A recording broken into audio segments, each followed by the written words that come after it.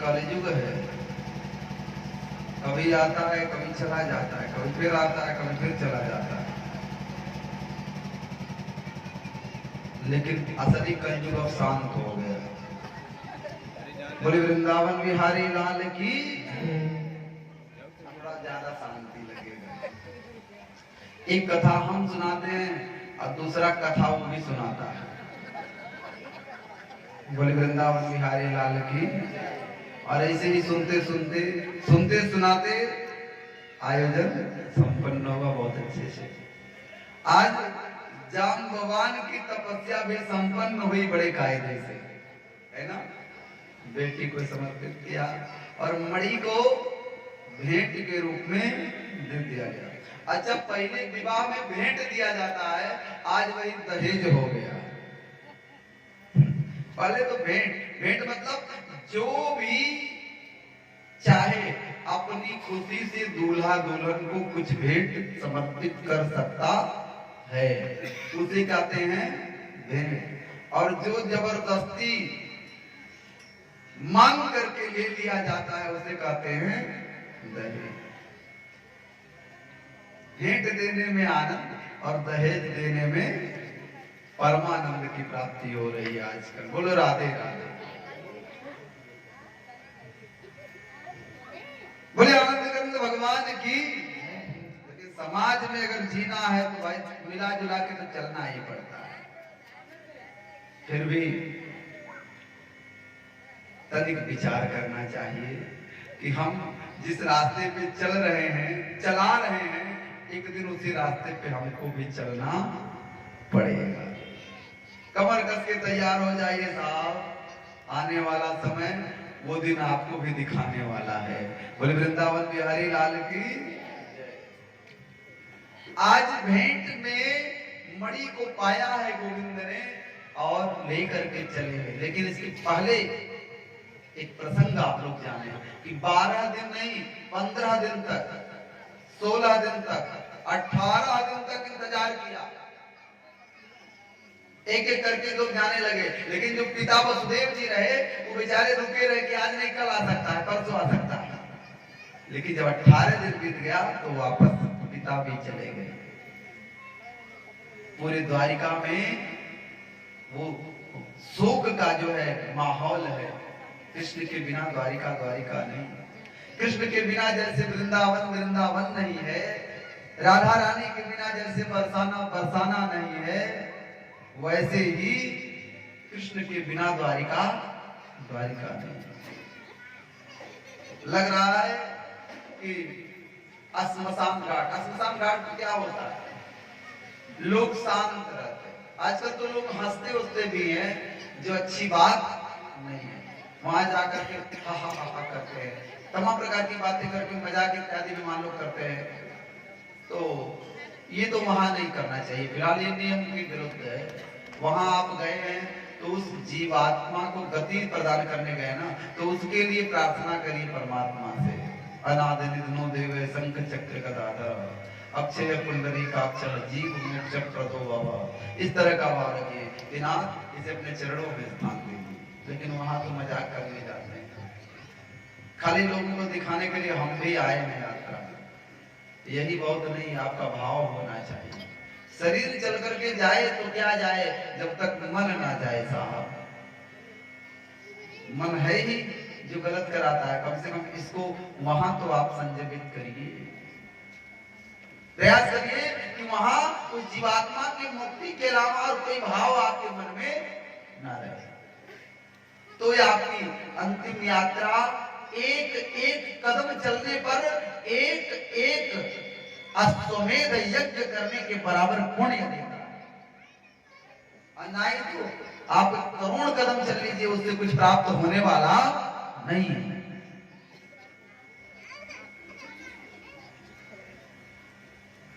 यहां आज माहौल है, सब परेशान है।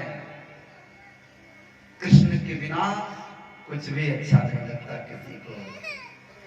और 28 दिन के बाद जब जाम्बवती रूपी पत्नी को लेकर के भगवान पहुंचते हैं ना, तो जैसे द्वारिका में फिर से दिवाली आ गया हो, अरे घर को फिर से सजाया गया और हर घर में पूजा पाठ हो रहा है, हवन इत्यादि हो रहा है। क्यों?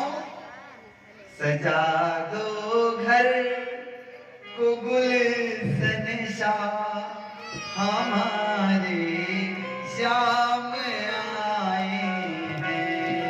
सजा दो घर को गुलशन सा, मेरे घनश्याम आए हैं।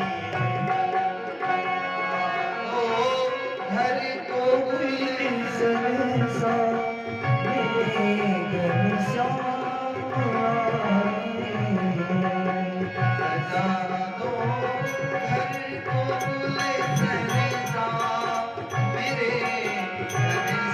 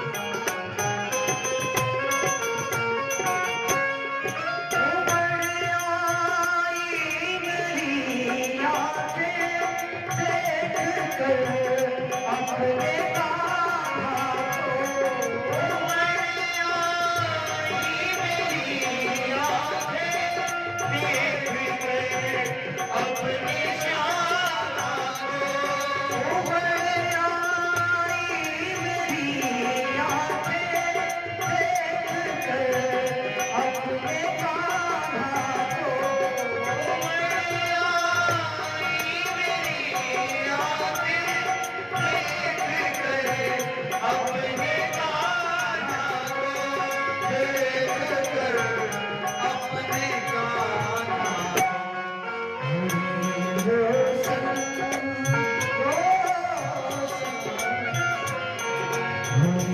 रोशन मेरी गलियां मेरे सरकार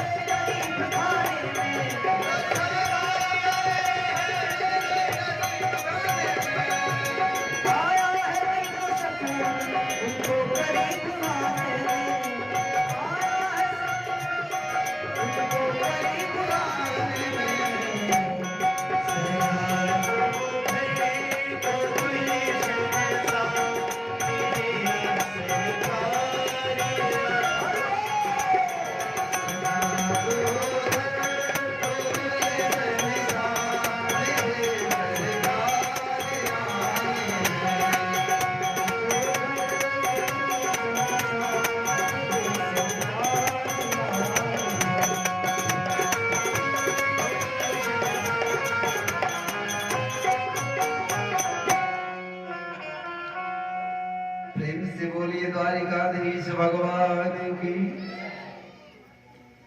आज फिर से आनंद हुआ है द्वारिका में। ये प्रसंग कहता है साहब, इस प्रसंग का भाव समझिए। स्यमंतक मणि का जो भाव है वो तो मैं बाद में बताऊंगा, लेकिन प्रसंग का भाव यह है कि यदि द्वारिका में दुख आ सकता है तो हमारे और आपके जीवन में दुख आ रहा है तो ये कोई बहुत बड़ी बात नहीं।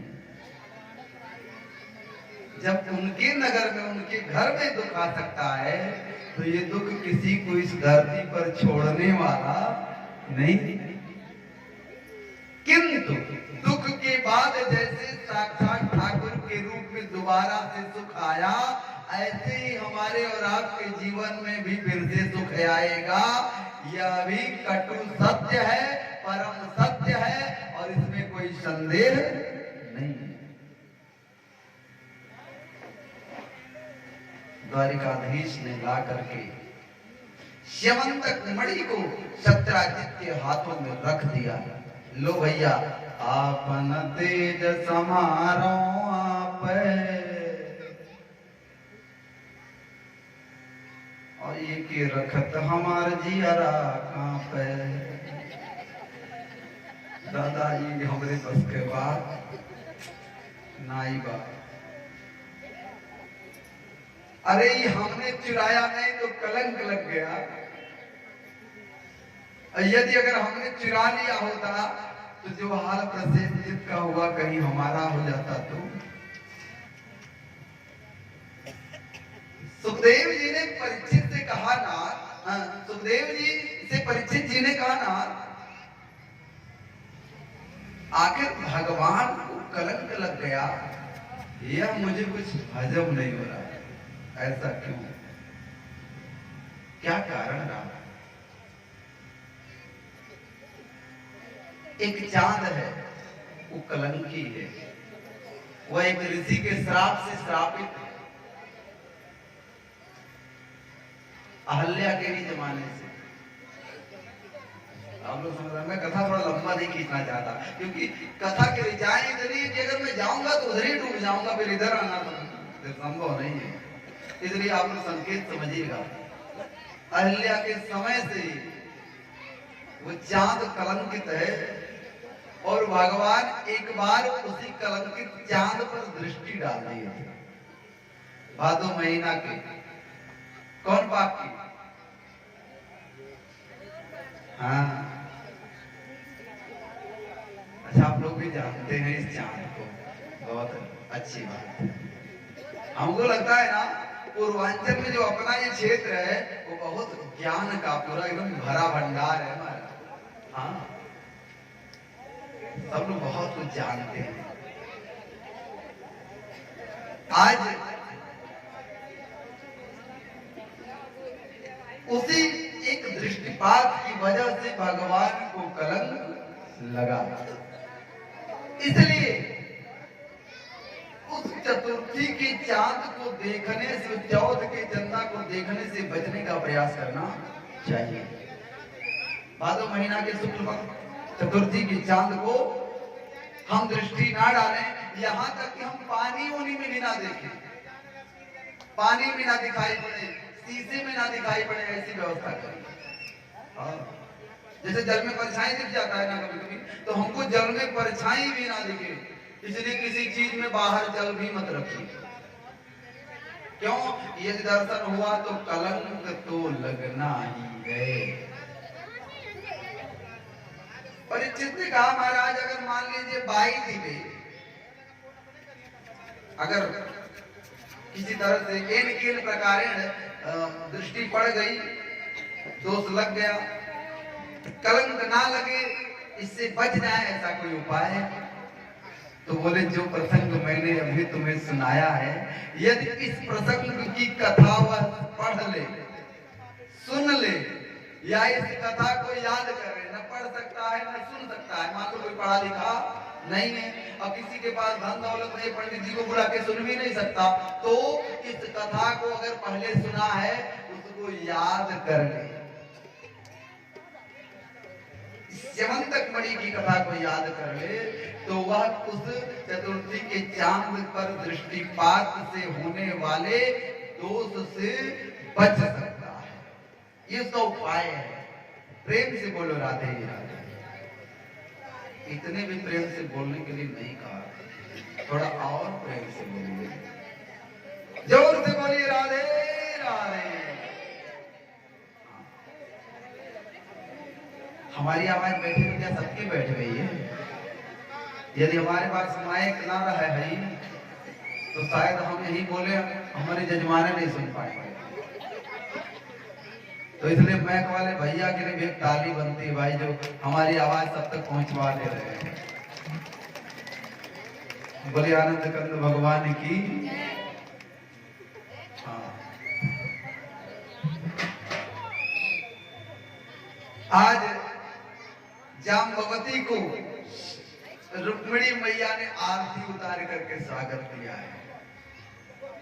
यह देख करके कोई और भैया दूसरी जाम्बवती लाने का प्रयास ना करिएगा, नहीं तो आरती नहीं विविध भारती पकड़ लेगा फिर। हाँ, बोले वृंदावन बिहारी लाल की। वो समर्थ कृष्ण है, वो कर सकते हैं और कोई नहीं। वो लीला पुरुषोत्तम में कर सकते हैं,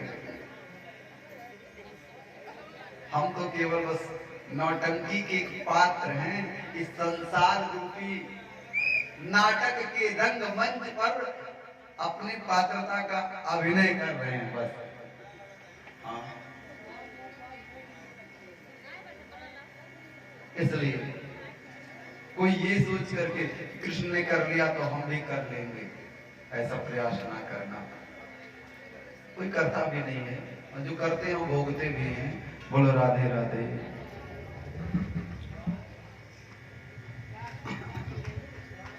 तो कितने विवाह हुए भगवान के? आए? अरे अभी तक कितने मैंने कराए? दो कराए। अभी हमको 16,106 कराना, और समय आज भर का है। और इस समय जो कथा शुरू हो गई, ये कथा जब बंद होगी तो फिर दोबारा आज शुरू नहीं होगी। जितने देर सुनना है प्रेम से सुनिएगा। और इसके बाद जो शेष कथा बचेगी वह कल दिन में 10 बजे से 1 घंटे 11 बजे तक कथा। 11 बजे के बाद हवन का प्रकरण प्रारंभ होगा। कल पूजन को थोड़ा और जल्दी करके और हवन की तैयारी हमारे आचार्य देव करेंगे। थोड़ा सा घर के परिवार लोग उसमें सहयोग कर दीजिएगा तो जल्दी हो जाएगा। और इसके बाद आरती के उपरांत हम तुरंत कथा शुरू कर देंगे। आरती शुरू हुआ, जैसे आरती हुआ हम कथा शुरू कर देंगे। 1 घंटे ठीक, क्योंकि हमें परीक्षित उद्धार तक लेकर के इस कथा को पहुंचना है। ये परीक्षित उद्धार की कथा कथा के समापन को प्रदर्शित करती है। बाकी कैसे समापन हो रहा है आप लोग हमसे ज्यादा जानते हैं, इसमें कोई संदेह नहीं। किस तरह से इस कथा को समापन किया गया है। हाँ, भगवान के विवाह की तरफ हम लेकर के अपने ध्यान को चलेंगे। बोलिए वृंदावन बिहारी लाल की, द्वारिकाधीश महाराज की, रुक्मिणी जाम्बवती मैया की। दो मैया, अब भगवान बीच में और एक मैया इधर और एक मैया इधर विद्यमान होंगे। इसके बाद सत्राजित जब उस मणि को पाया ना, तो सत्राजित के जैसे मुंह में काली पूछ जाए खुद। अच्छा, मिथ्या दोष लगाने वालों का जब भेद खुलता है तो वह खुद कहीं मुंह दिखाने लायक नहीं रह जाते। जो झूठा कलंक लगाते हैं फिर समाज में उनको सर झुकाना पड़ता है, और दोबारा क्या मुंह लेकर के उनके पास जाएंगे सोचने पर मजबूर हो जाना पड़ता है। इसलिए किसी को झूठा कलंक लगाने से बचना चाहिए। सत्राजी सोचा आप गोविंद से तो मेरा दुराव हो जाएगा, और सृष्टि में कृष्ण से दुराव करके कोई सुखी नहीं हो सकता, इसलिए कोई ना कोई संबंध बनाना पड़ेगा। कथा बड़े ध्यान से सुनिएगा। यदि अनुकूल परिवार का माहौल नहीं है, सब अपनी अपनी मति में चल रहे हैं, एक बार दो बार अगर आप समझा रहे हैं और समझ में उनके नहीं आ रहा है तो अपनी बुद्धि को खुद समझा दीजिए। इनकी तरफ तू मत जा, क्योंकि ये तेरी सुनने वाले नहीं है, तू इनकी तरफ जा। इनसे जो कहेगी वो सब सुनेंगे। आप गोपाल जी के सामने बैठ जाओ और गोपाल जी से अपने मन की बात बताओ, गोपाल जी भागने वाले हैं कि कहीं जा भी नहीं सकते। भक्तों की बात, भक्तों के बिना तो गोपाल जी हिलते ही नहीं है, इधर उधर कहीं जाते नहीं है।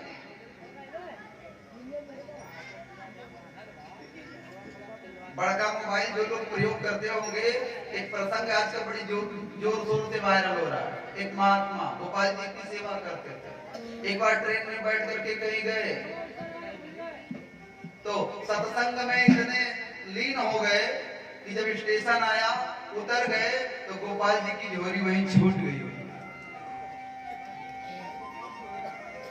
और वो चले गए जहां जा रहे थे सत्संग में, वहां पहुंच गए और वहां सत्संग खूब हुआ।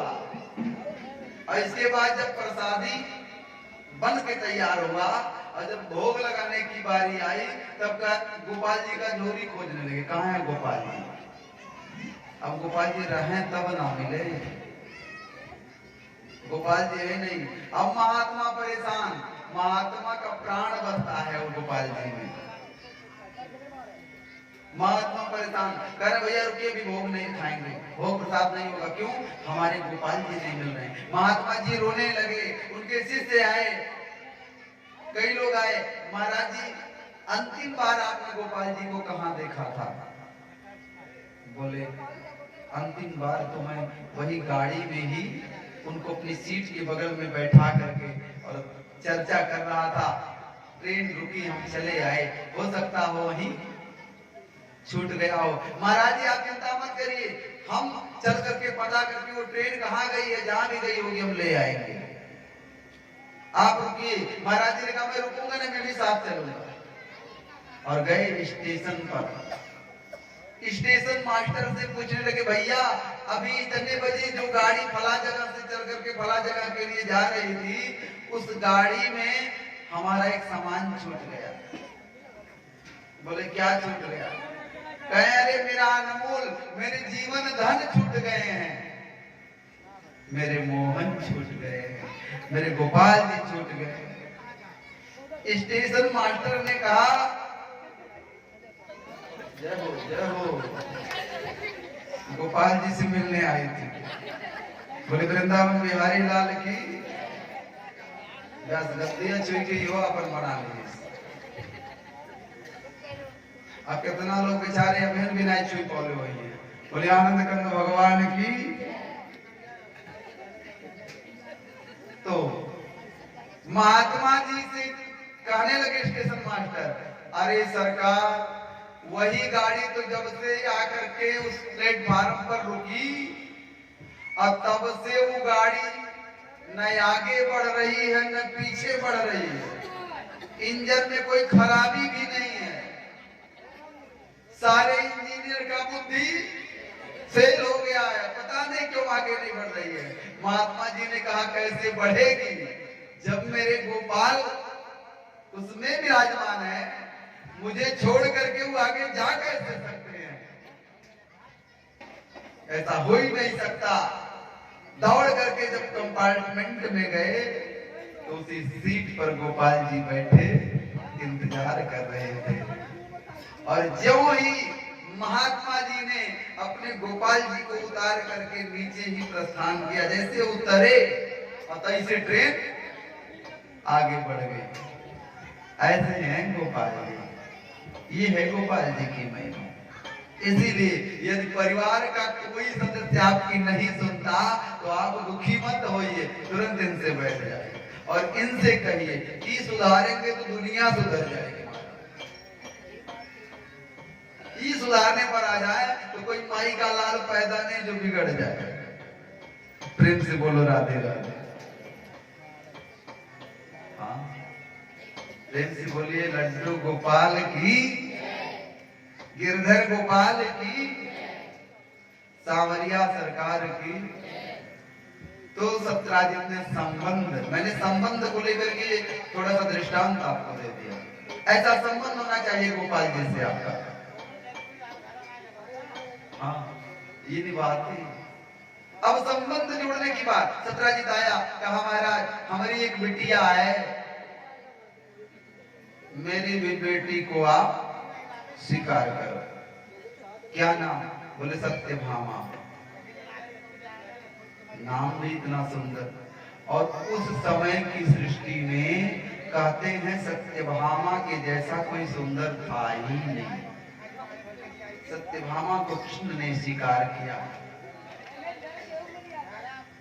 सत्यभामा को पत्नी के रूप में भगवान ने स्वीकार किया। सत्राजित ने कहा ये मैं दहेज के रूप में देना चाहता हूँ, ये मणि आप दहेज के रूप में ले लो। बोले नहीं भैया, आपन तेज संहारो, ये ना चाहिए। काहे कि जहाँ गया तहें कत्ल करवाया।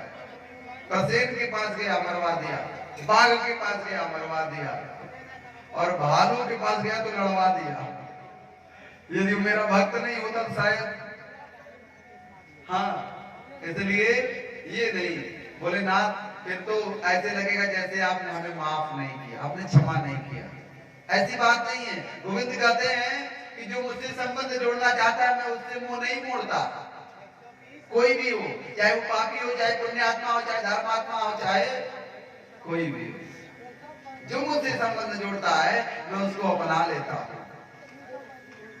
लेकिन किसको अपनाता हूं? जो सर्व धर्मान परित्यज्य माम एकम शरणं व्रज, जो सारे धर्मों का, यहाँ धर्म का थोड़ा सा अलग अर्थ आएगा, हर विचारों का, हर प्रकार की चिंताओं का, हर प्रकार के रीति रिवाजों की चिंता छोड़ करके जो मेरी शरण में आ जाता है मैं उसको स्वीकार कर लेता हूं। तो भैया अब आप ससुर जी हो रहे हैं तो आप ससुर जी, मैं तो आपसे संबंध खराब नहीं करूं। मुझे ये मणि नहीं चाहिए। यदि आपकी बहुत इच्छा है तो जो 8 बार सोना आता है ना, वही सोना जाकर के मथुरा के राजा को आप देते रहिए। यही मेरे लिए दहेज होगा। बोले वृंदावन बिहारी लाल की। सत्यभामा से विवाह हुआ। कितने विवाह हुए? 3। और भी बहुत सारे विवाह हम सोच रहे कैसे कराएं। हे नाथ, समय बहुत कम बचा है। बोले वृंदावन बिहारी लाल की। चौथा विवाह जमुना महारानी से। अब हम सुना नहीं पाएंगे ज्यादा विस्तार से, क्योंकि कथा आगे बहुत आगे है, बहुत आगे कथा करनी है। चौथा विवाह किससे हुआ? जमुना महारानी से, कालिंदी मैया से। ये जमुना महारानी कौन है? भागवत में वर्णन आता है, ये सूर्य की पुत्री है, सूर्य की कन्या है। तपस्या कर रही थी प्रभु को पति के रूप में पाने के लिए, तो भगवान ने अपना लिया। एक विवाह भगवान का हुआ, पत्नी का नाम है लक्ष्मणा। क्या नाम है? इसका भी हरण करके भगवान ने विवाह किया।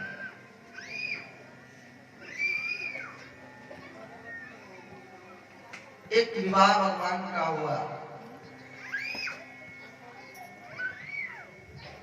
बिंद और अमिंद नाम के दो भाई, उनकी एक बहन है, उसका नाम है मित्र बिंदा, उसके साथ भगवान का विवाह। कौशल देश के राजा है नग्नजित। नग्नजित राजा की एक बेटी है नागनजिती, इसे सत्यवती भी कहते हैं। नागनजिती से भगवान ने विवाह किया। कितने हो गए?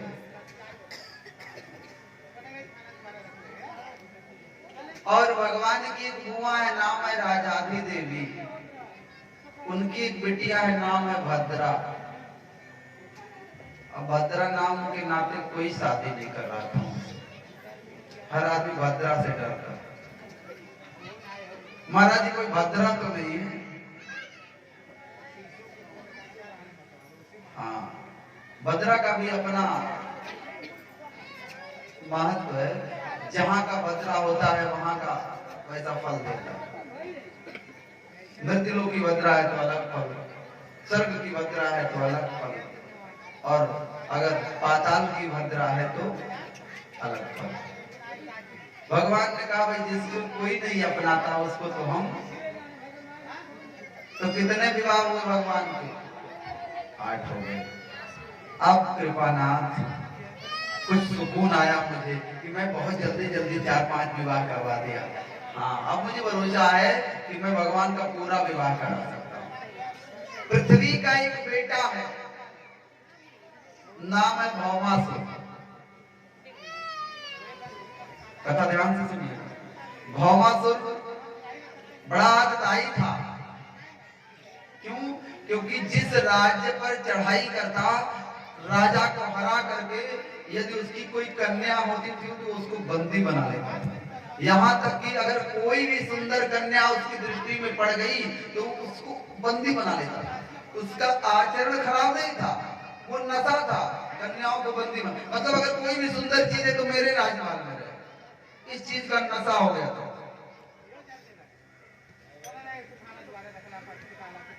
जब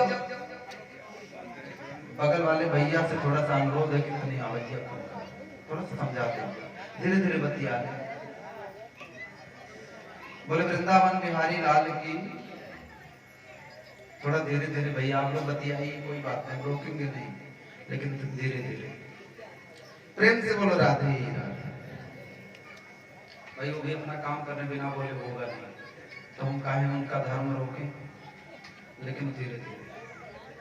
हाँ,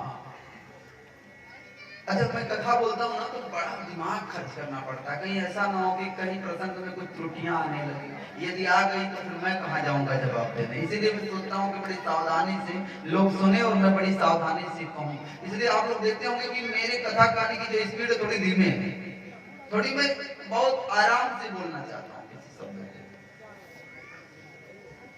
कहते हैं ना, बात ही बोले जान की और पानी पिए तो यही ना, यह बतिया बाबू कौन बात है।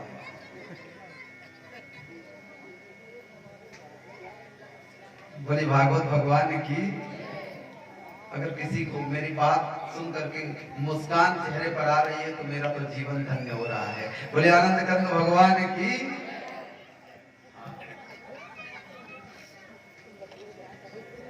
दुनिया में सब क्यों रोआवे, क्यों हमके हंसावे वाला क्यों है ना, तो भगवान सबको हंसाते हैं। अब भौमासुर की ये नशा, ये लत भगवान को जब पता चली तो अपनी पत्नी सत्यभामा के साथ गए समझाने के लिए।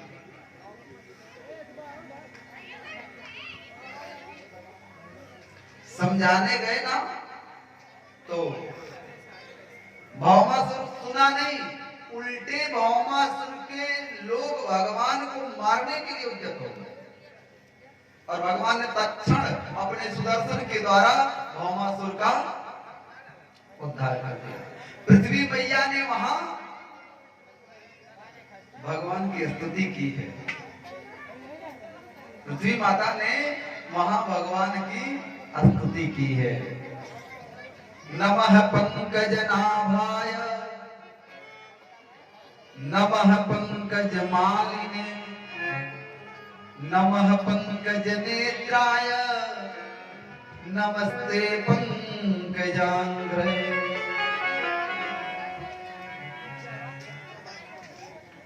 हे नाथ, आपके नाभि से कमल प्रकट हुआ। कमल प्रकट करने वाले आपके गले में कमल की माला, आपका आंख कमल के जैसा, कमल नयन, आपका मुख कमल के जैसा, मुख कमल, आपके हाथ कमल के जैसे। भगवान के हाथ को क्या कहते हैं? कर कमल। आपके चरण कमल के जैसे, चरण कमल कहते हैं ना, मतलब जिसका पूरा स्वरूप ही कमल के जैसा है। यहाँ एक चीज आपको बताना चाहूं, पहले तो पूछना चाहूंगा कि यदि भगवान यहाँ स्पष्ट रूप से प्रकट हो जाए तो आप कैसे पहचानोगे कि भगवान है? किसी के रूप में खड़े हो सकते हैं, कैसे पहचानोगे? ये जो मैंने बताया ना, यही भगवान को पहचानने के लक्षण हैं। जिनका मुख कमल के जैसा है, जिनके हाथ कमल के जैसे, जिनकी आंखें कमल के जैसी। अच्छा, कमल सबको अच्छा लगता है या किसी किसी को? हमको लगता है विद्यालय में अगर फूल बनाना सिखाया गया होगा तो पहले कमल का ही बनाएगा, है ना? पता नहीं ये सब लॉजिक क्यों कथा से जुड़ जाता है, मेरी समझ में नहीं आता। आखिर है क्या? कौन इसको ला करके जोड़ देता है? सरकार, क्योंकि वो मेरे भगवान का प्रति स्वरूप है, इसलिए उसको छोड़कर कोई दूसरे को कैसे बच सकता है? फर्स्ट प्रायोरिटी उसी को मिलनी चाहिए, है ना? तो हमारे प्रभु का, अच्छा हम मुख ना देखे कोई बात नहीं, हाथ ना देखे तो कोई बात नहीं, आंखें भी ना देखे तो कोई बात नहीं, हमारा ध्यान तो भगवान के चरणों में होना चाहिए। हाँ, क्योंकि इसको देखने वाले को छल लेते हैं, लेकिन जो इनके चरणों को देखता है उसको छल नहीं सकते। मान लीजिए चेहरा वाला बदल करके कुछ भी कर दे, कैसा कुरूप बना करके आ जाए, लेकिन वो अपने चरण को नहीं बदल सकते। चरण तो नहीं बदलेगा, स्पर्श करने पर लगेगा कि हाँ ये कमल के जैसा है। इसलिए भक्तों को भगवान के चरणों का आश्रय लेना चाहिए। पृथ्वी माता ने प्रार्थना करी, कमल केसरी के पूरे स्वरूप का वर्णन किया। इसके बाद बारंबार धन्यवाद दिया। आपने इस आताई को अच्छी शिक्षा दी, इसी का पात्र। मैंने भी समझाया, नहीं माना। बहुत बच्चे होते अपने बाप की, अपने माँ की बात नहीं मानते, तो बाद में उनको बहुत रोना पड़ता है, पछताना पड़ता है।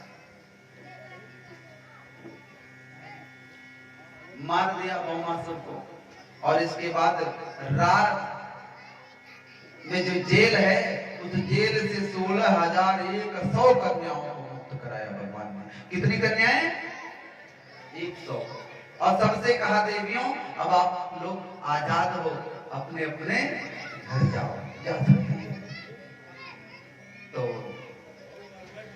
जाने को कौन कहे? सबने कहा कि इतने वर्षों से जब इस राजा के, इस असुर के बंदी गृह में हम बंद रहे, तब तो कोई घर वाला हालचाल लेने नहीं आया, किसी ने छुड़ाने की बात नहीं सोची। यदि हमारा कोई परिवार वाला होता तो मिलने आता कि नहीं आता? और ना किसी से कोई नहीं आया। आप आए हो तो हमारे घर वाले भी आप हो, हमारे माई बाप भी आप हो, आप हमको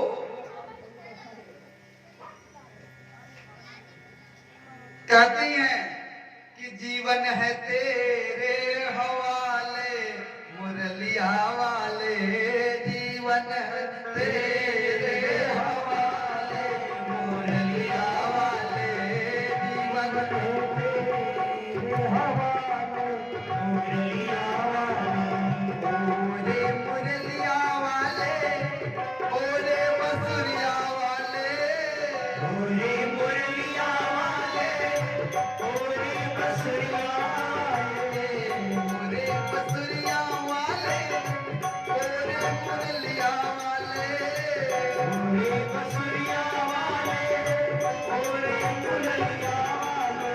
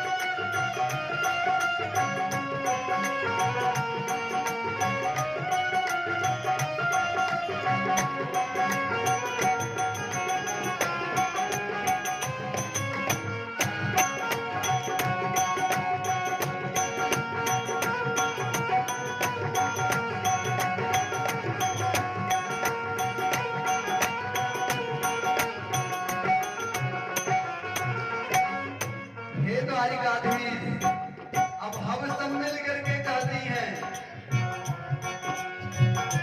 अपने चरण का दासी बना ले, अपने चरण का दासी बना ले, अपने चरण का दासी बना ले, अपने चरण का दासी बना ले। और हम अपने लिए कहते हैं, आप सबके लिए कहते हैं अपने चरण का दास बना ले, अपने चरण का दासी बना ले, दासी बना ले, दास बना ले, दास बना ले, दास बना ले। अपने चरण की दासी बना ले। अपने चरण की दासी बना ले, और द्वारिका में ही बसा ले, द्वारिका में ही बसा ले, मुरलिया वाले वृंदावन में बसा ले, वृंदावन में बसा ले,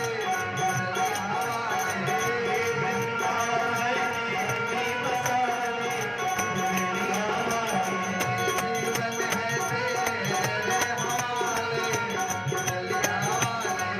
जीवन है तेरे हवाले, मुरलिया वाले जीवन है तेरे हवाले, मोरे मुरलिया वाले, प्यारे मुरलिया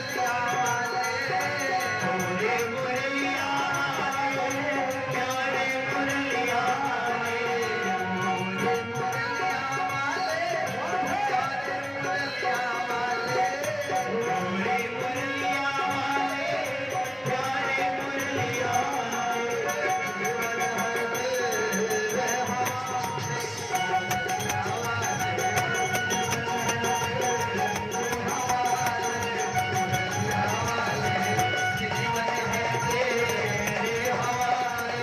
मोरे मुरलिया वाले,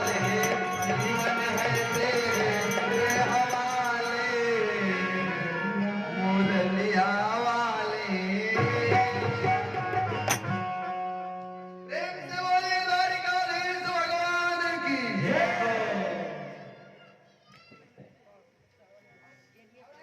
बोलो राधे राधे। यदि आनंद आया हो तो और जोर से बोलो प्रेम से राधे। और इस भाव को जब मैं बोलता हूं ना तो लगता है कि ये कितनी दूरदर्शी रही होंगी राजकन्याएं, कितनी दूरदर्शी। तब ना उन्होंने अपने आप को ठाकुर जी के चरणों में सौंप दिया। देखिए हम अपने आप को तो हर जगह सौंप देते हैं। हमारा पुत्र को सौंप देंगे, पुत्री को, पति को, माँ को, बाप को, अपने सगे संबंधी को, लेकिन हम अपने प्रभु को अपने आप को नहीं सौंप पाते। कितनी बुद्धिमती होंगी वो। मेरे कहने का मतलब ऐसा नहीं कि सबका त्याग कर दो, लेकिन जब चारों तरफ से आपका हृदय टूट जाए। एक गीत मैंने सुना था, बहुत पुराने पिक्चर का गीत है। अच्छा मैं कहता हूं ना, मैं बहुत आदिकाल से हूं, आज से नहीं हूं। हाँ बहुत पुराना आदमी हूं। हाँ क्योंकि पुरानों से मेरा बड़ा लगाव रहा है। पुरानों से एक पिक्चर आया था पूरब और पश्चिम, ये मनोज कुमार की पिक्चर है, मनोज कुमार जी की। और वो लोग जो बनाते थे ना वो एकदम लगता था कि सच्ची घटना है सब कुछ। आजकल तो महाराज कोई पैसा दे के गए तब भी जाने का मन नहीं करता उनको देखने के लिए कि आप चलिए पैसा भी मिलेगा आपको, चलिए देखिए, तब भी ना जाए, 3 घंटा बर्बाद है। लेकिन वो गीत मेरे हृदय में घर कर गया। उसमें एक गीत लाइन है कि कोई जब तुम्हारा हृदय तोड़ दे, तड़पता हुआ जब कोई छोड़ दे, तब तुम मेरे पास आना प्रिय। मेरा घर खुला है, खुला ही रहेगा तुम्हारे लिए, तुम्हारे लिए। ये लग रहा है कि वो उनकी बात नहीं है, ये मेरे गोविंद आप सबसे कहना चाह रहे हो कि जब भी तुम्हारे हृदय को कोई ठेस पहुंचावे, जब भी कोई आपको तड़पता हुआ छोड़ जाए, तो इधर उधर से ध्यान हटाकर मेरे चरणों में लगा दो। ऐसा लगता है जैसे इन्होंने उस गीत के माध्यम से स्वयं गोविंद ही खड़े होकर के कह रहे हैं उन लोगों से। उसने किसी का नाम लिया नहीं, जैसे कि ये संदेश पहुंचा रहे हैं उस चलचित्र के माध्यम से कि अब से सुन लो और अब से समझ लो।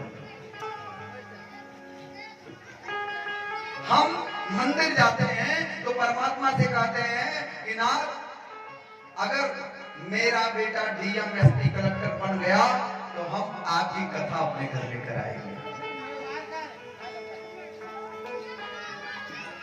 ये होना नहीं चाहिए।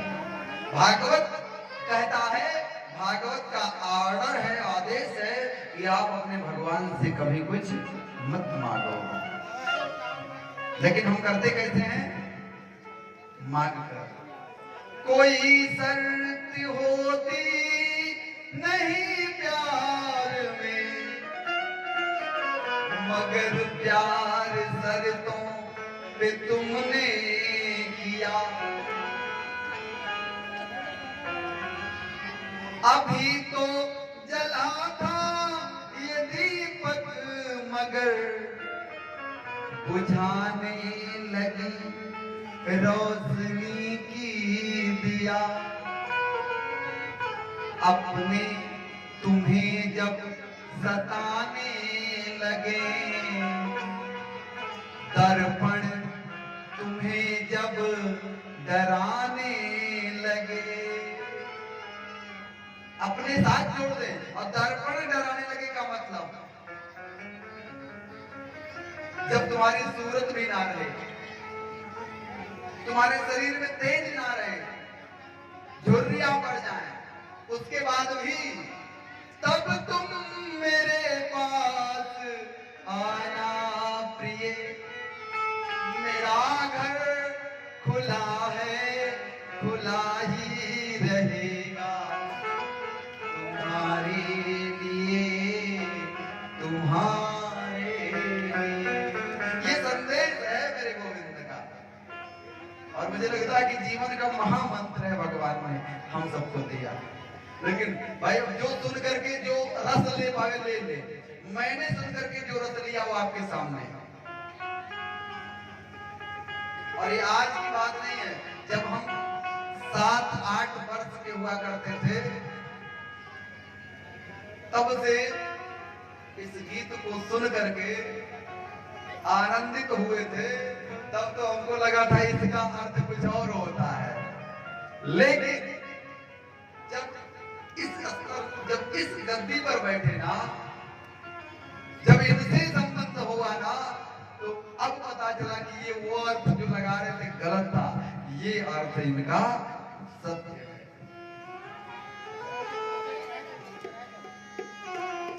फिल्में खराब नहीं होती साहब, फिल्मों का संदेश जो होता है वो हम स्वीकार नहीं करते। लौकिकता की तरफ, पाश्चात्यता की तरफ हमारा ध्यान जाता है।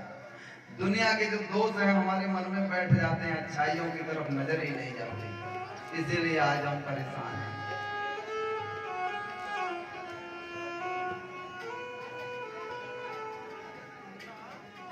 प्रेम से बोलो राधे राधे।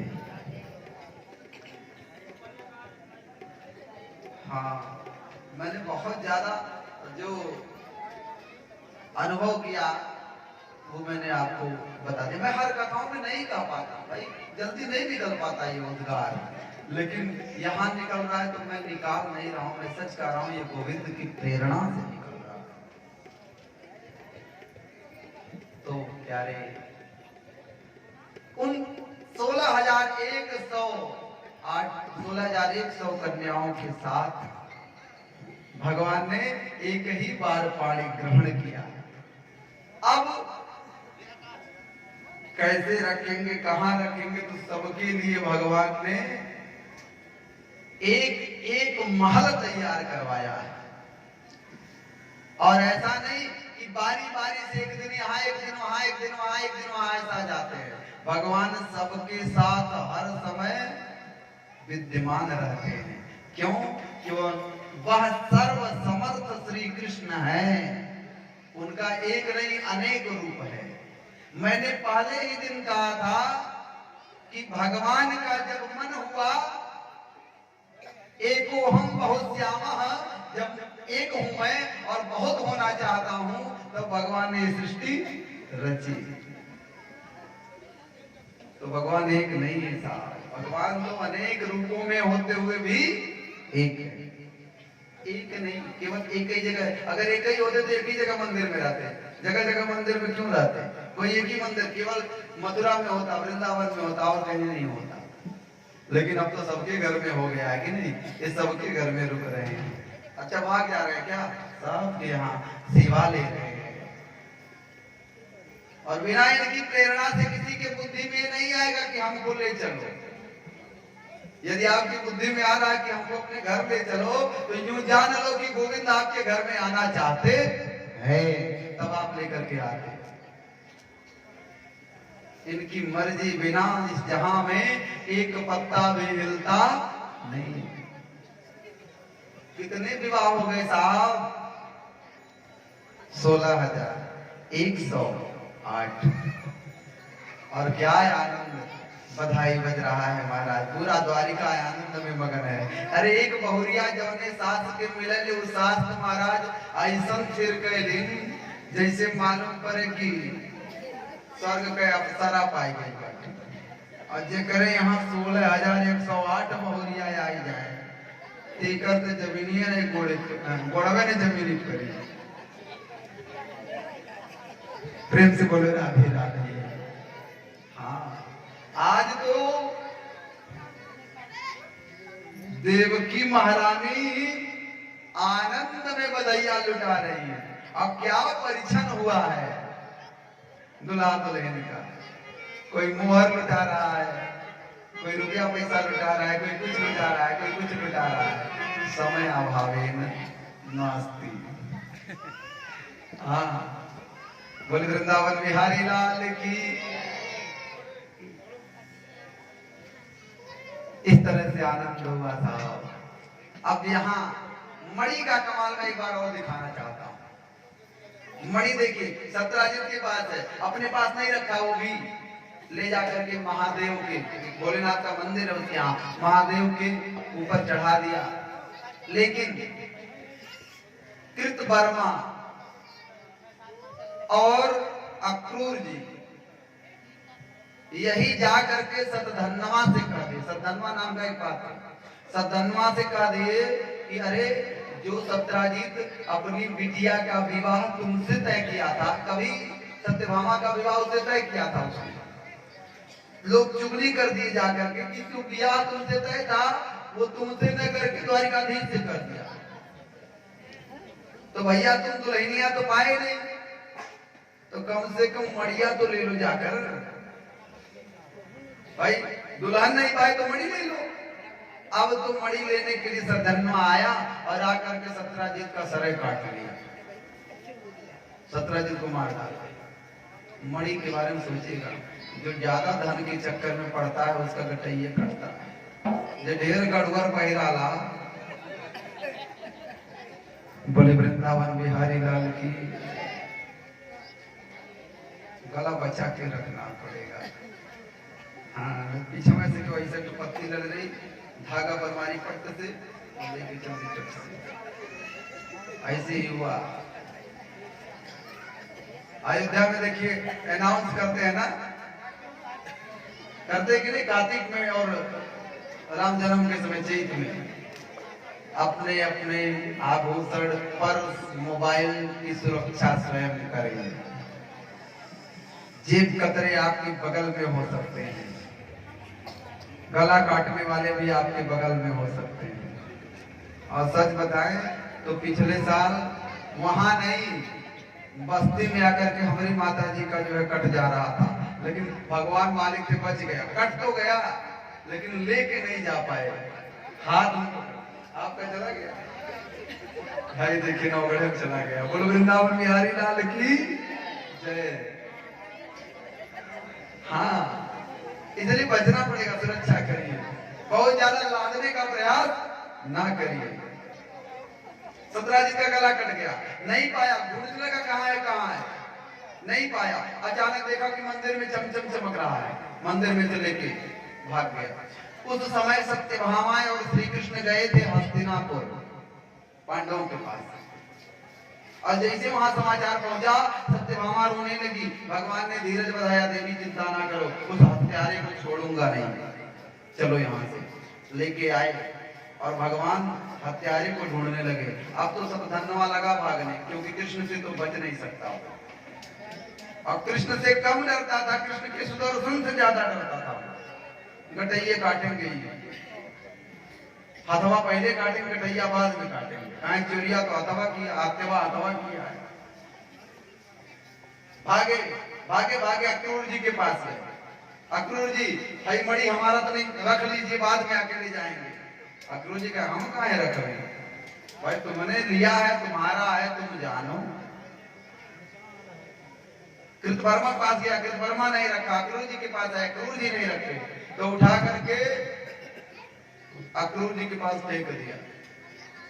और अक्रूर जी भी उसको जो है फेंक करके, और इसके बाद अक्रूर जी भी अदृश्य हो गए, किसी को दिखाई नहीं पड़ रहे। क्यों? क्योंकि अक्रूर जी सोचने लगे कि भाई अगर इसको यहाँ कोई आते हुए देख लिया होगा तो लोग ये क्या बैठेंगे कि धनवा और अक्रूर का कोई मिला जुला साजिश है। तो अक्रूर जी बेचारे जाकर कहीं चले गए, छिप गए, द्वारिका छोड़ के कहीं और चले गए। इसलिए अब बेचारा सतधनवा भागे तो कहां जाए। सतधनवा को भगवान ने परलोक को सिधार दिया, पहुंचा दिया, मार दिया। मणि खोजने लगे तो मणि ना डाला। मणि का कमाल देखिए, सतधनवा ले गया तो वो भी मारा गया। मैंने जहां मणि गया, बड़ा खतरनाक होता है भाई। प्रेम से बोलो राधे राधे।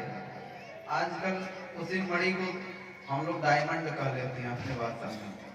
डायमंड से थोड़ा सा अच्छी बात है रखना, लेकिन बहुत ज्यादा दिखावा के रूप में नहीं।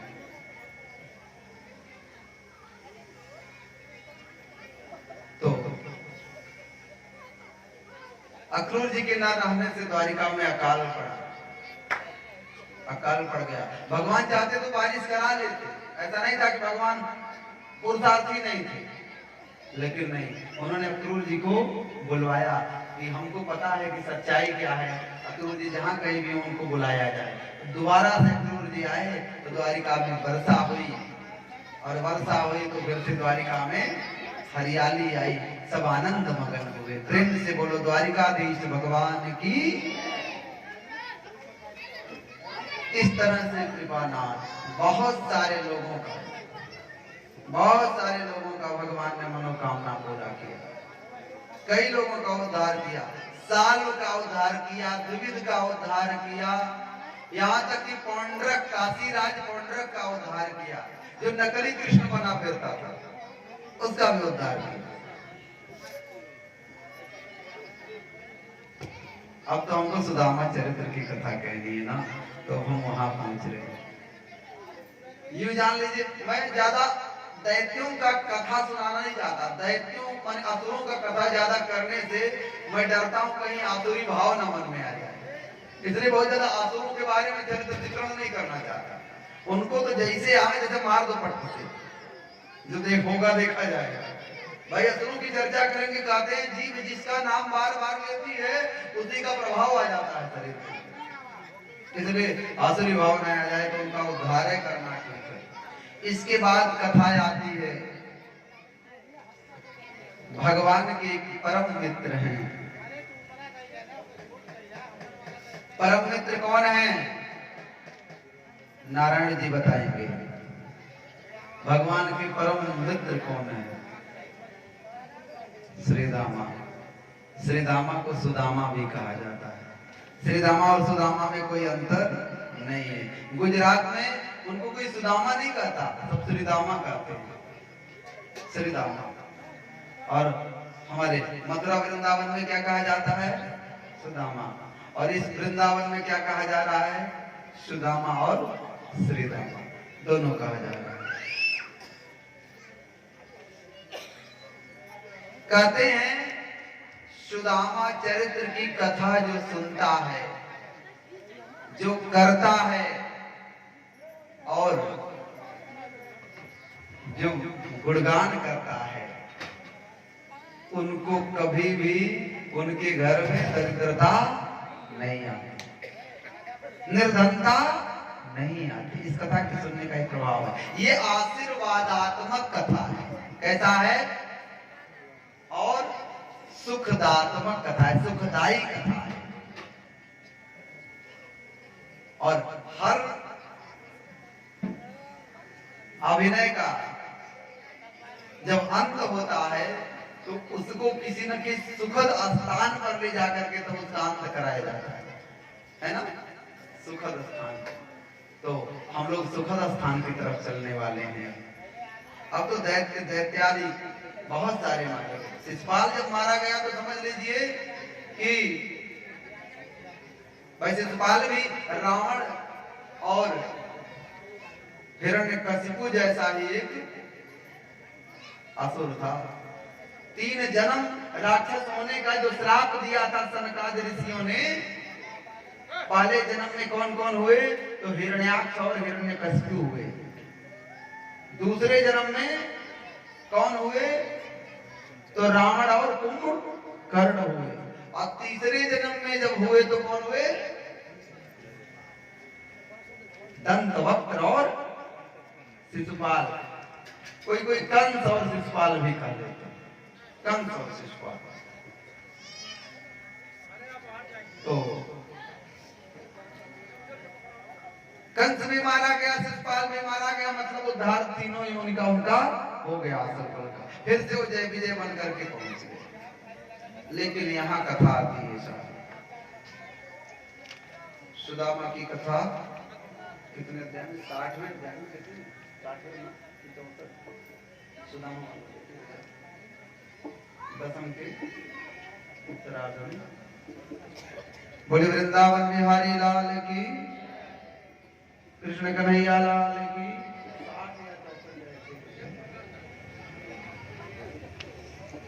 आइए हम लोग सुदामा चरित्र की तरफ चलेंगे, लेकिन उसके पहले भगवान के नाम का एक संकीर्तन करेंगे प्रेम से ताली की सेवा करते हुए। क्या करना है?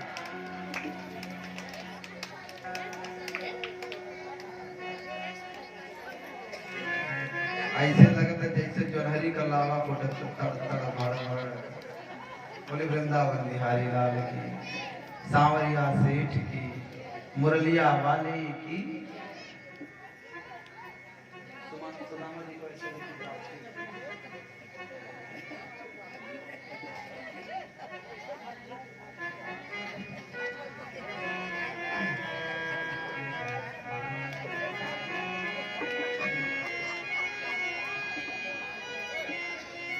बोलिए वृंदावन बिहारी लाल की, कृष्ण कन्हैया लाल की, सांवरिया सेठ की, मुरलिया वाले की, मोर मुकुट बंसी वाले की।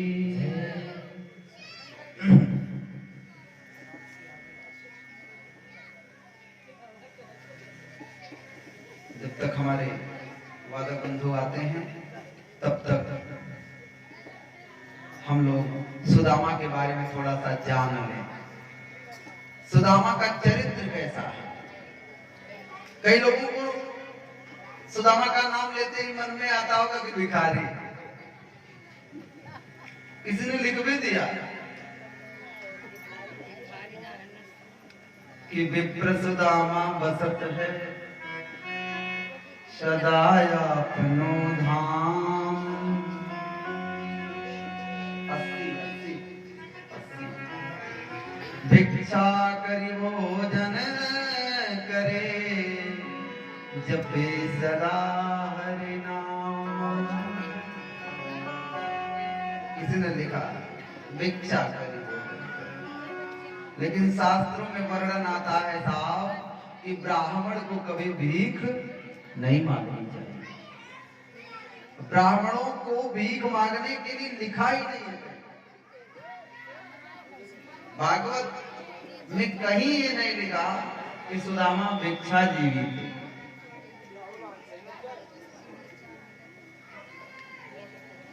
सुदामा भिक्षाजीवी नहीं थे।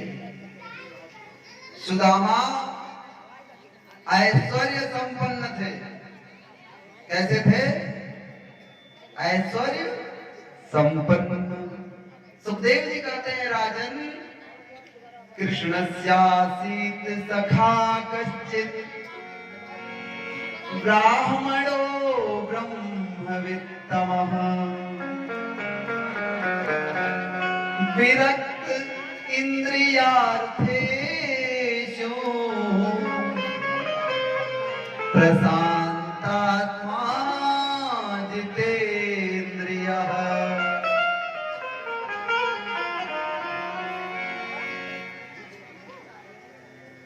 कैसे हैं? ब्राह्मण है वो, और ब्रह्म वित्तमः, ब्राह्मण की वृत्ति के धनी है वो। ब्राह्मण वृत्ति क्या है? 10 बजे सो के उठे, 12 बजे नहाए और 3 बजे जो है पूजा पाठ करे, और 5 बजे को दोरिया का भोजन करे और रात्रि का 2:30 बजे सोए।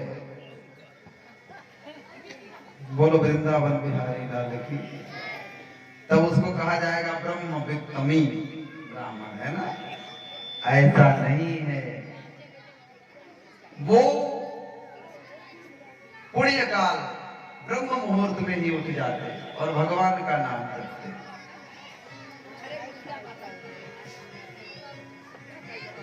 नित्य क्रिया, हाँ बता रहा हूं। ब्राह्मण कैसा होना चाहिए? तो सवेरे उठने वाला, सूर्योदय के पहले स्नान करने वाला, सूर्योदय के पहले अपने गीत गोविंद का भजन करने वाला, सूर्योदय काल में संध्योपासन करने वाला, मध्याह्न में संध्योपासन करने वाला और सायंकाल में संध्योपासन करने वाला ब्राह्मण का त्रिकाल संध्या करने वाला होना चाहिए। और विरक्त इंद्रियार्थेषु, इंद्रियार्थेषु माने अगर जीव आज कहती है कि खीर खाना है तो सुदामा कहते हैं नहीं, आज तो खिचड़ी से काम चला ले भैया, कल खीर खिला देंगे। क्यों? आज तो खीर मांगेगा तो कल फिर 56 भोग मांगने लगा, 12 व्यंजन मांगेगा। इसलिए समझा देते उसको। कान कहता है कि बड़ी दूर से ऑर्केस्ट्रा की आवाज आ रही है, और चल करके ऑर्केस्ट्रा देखना है। नौटंकी बढ़िया हो रहा है, नगाड़ा बज रहा है,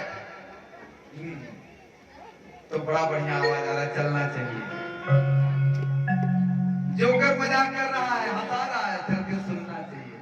सुदामा कहते नहीं, तू चुप, अगर तुझे सुनना है तो सुनना। गोविंद मेरो है, गोपाल मेरो है, गोविंद मेरो है, गोपाल मेरो है, श्री बांके बिहारी नंदलाल मेरो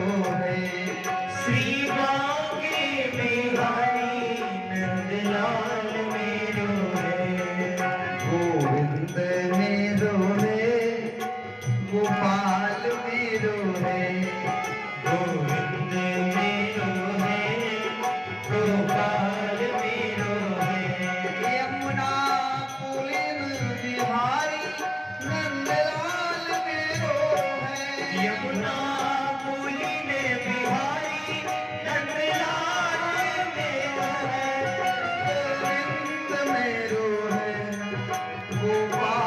मेरो है गोविंद मेरो है गोपाल मेरो है गोविंद मेरो है गोपाल मेरो है गोविंद मेरो है गोपाल मेरो है गोविंद मेरो है गोपाल मेरो है गोविंद मेरो है गोपाल मेरो है गोविंद मेरो है गोपाल मेरो है गोपाल मेरो है गोविंद मेरो है गोविंद मेरो है गोपाल मेरो है गोपाल मेरो है गोविंद मेरो है आज तू गोविंद गोपाल का कीर्तन सुन ले भैया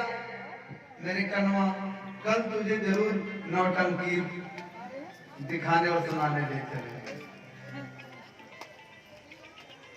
आकिया कहता है डंकी मूवी आई है हाँ शाहरुख खान भैया की तो चल करके जल्दी से जल्दी निपटा लिया जाए हाँ बोले वृंदावन बिहारी लाल की जय आजकल तो तुरंत मोबाइल पे आ रहा है तुरंत और 3 घंटे के लिए बच्चे कहाँ जा रहे हैं कोई जान नहीं पा रहा कमरे में ही है लेकिन कोई आवाज भी नहीं सुन पा रहा हाँ अपना निपटा रहे हैं सुदामा कहते हैं ऐ मेरे अखिया मूवी आज नहीं कल देख लेना सुदामा का भाव आज नहीं कल देखना आज तो चल करके मेरे बांके बिहारी की सूरत निहार ले आज मेरे बिहारी जी की कथा में चल करके बिहारी के उस दिव्य दरबार को निहार ले बाकी तो कल कर लेना भैया वो तो आज नहीं निकल जाएगा ना वो तो हफ्ता भर रहेगा और ये तो कल निकल जाने वाला है कल के बाद तो फिर अगर कोई सज्जन के ऊपर भगवान की कृपा होगी अगर उनके पुण्यों का उदय होगा भाग्योदय न बहुजन्म समर्जिते न सत्संगमं चलवते पुरुषो जदा भई जब बहुत बड़े भाग्य का उदय जब बहुत सारे पूर्वजों का आशीर्वाद प्राप्त होता है तब एक बार जीवन में भागवत की सेवा करने का अवसर मिलता है तो ऐसे अनमोल चीज को प्राप्त करने के बाद हम लौकिक चीजों की तरफ क्यों जाएं? अगर ऐसा कुछ करना है ना तो कल करेंगे आज अच्छा कार्य आज कथा में जाएंगे आज सत्संग सुनेंगे कल नहीं आज इसके बाद ये इंद्रियों के सुख से विरक्त हैं विरक्त मन वचन और कर्म से तीनों से विरक्त हैं वाणी में सदा भगवान का नाम प्रसन्न आत्मा कैसे है प्रशांत अरे एक आदमी तो शांत होता है शांत से भी ऊपर श्रेणी का जो शांत होता है उसे प्रशांत करता हमेशा शांत चित्त चाहे 5 दिन भोजन ना मिले तो भी कोई फर्क पड़ने वाला वजन पर नहीं है अरे आज नहीं मिलता तो सोचते भगवान की बड़ी कृपा दूसरे दिन नहीं मिला तो और कृपा तीसरे दिन नहीं मिला तो महती कृपा और भजन खूब होता है हमारा भाव से होता है ऐसे हैं सुदामा और लोग सुदामा गरीब आ गया गाते हैं ना दर पे सुदामा गरीब आ गया चलो ठीक है आपकी नजर में गरीब होगा, लेकिन भगवान की नजर में सुदामा बहुत धनी है। बड़े बड़े धनी भी उसके आसपास भटकते नहीं। एक नगर बसा हो जहां केवल करोड़पति और अरबपति बसते हो, उसमें अगर एक गरीब ब्राह्मण रह रहा है और वह नित्य अपने प्रभु का भजन कर रहा है, जप कर रहा है, पूजा कर रहा है, तो वह उन अमीरों से बहुत महान है। उसकी दृष्टि सबसे पहले उसी पर पड़ेगी। हनुमान जी लंका गए, विभीषण की कुटिया पहले कैसे दिख गई?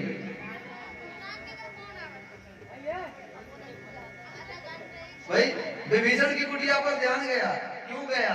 क्योंकि वहां भगवान का भजन होता है। राम राम तेहि सुमिरन कीन्हा।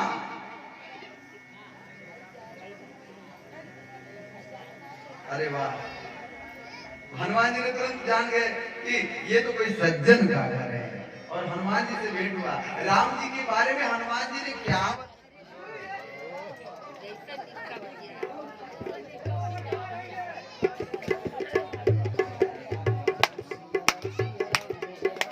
राम सिया राम